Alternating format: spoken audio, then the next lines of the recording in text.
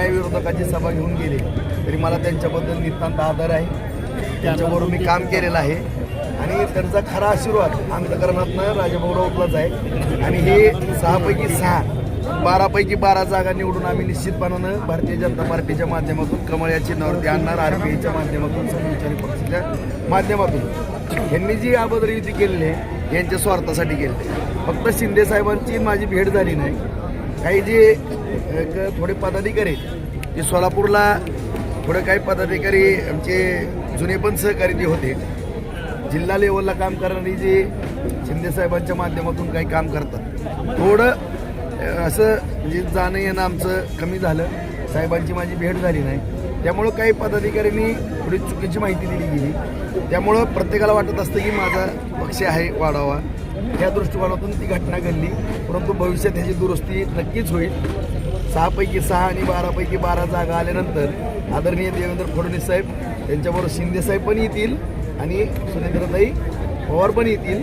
आणि खरं राजा राऊताबद्दल किती प्रेम आहे हे तुम्हाला बार्शीच्या गांधी पुतळ्याजवळ दिसेल. मला सत्तेशिवाय जिवंत राहू शकत नाही माणसं. मी 42 वर्ष राजकारण केलं वयाच्या 15 वर्षापासून.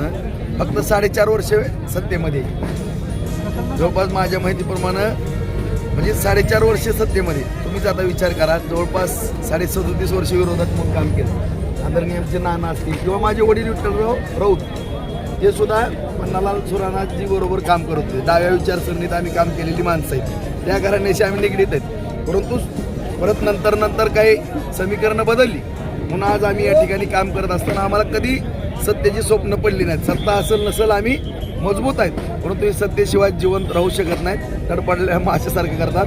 कधी म्हणतात मी शरद पवार साहेबांचा पट्टे आहे, कधी म्हणतात उद्धव साहेबाकडे जातात, कधी शिंदे साहेबाकडं, कधी ह्याच्याकडं त्याच्याकडं. आदरणीय दादांकडे पण गेले होते स्वर्गवासी दादांकडे. फक्त पैसे कुठनं मिळतील आणि कुठनं मग अशी इंटरनल मदत होईल अर्थकारणाची एवढाच त्यांचा धोरण असते.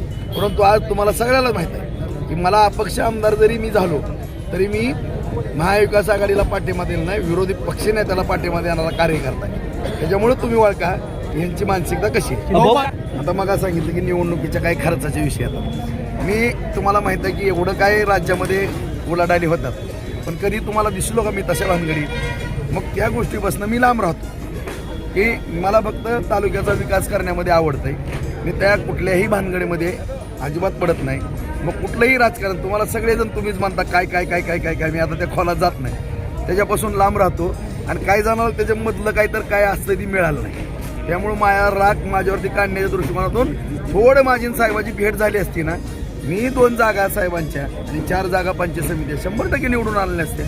नगरपालिकेला 6 पैकी 6 उभा केले 6 निवडून आणले आणि मी जाणार साहेबांना. हे आता 6 आणि 12 घेऊन मी साहेबांकडे जाणार. साहेब काही खरं खोटं बघा तुम्हीच बघा आणि त्यांना आमंत्रण देणार मी सभेचं बार्शीत. भाऊ या निवडणूक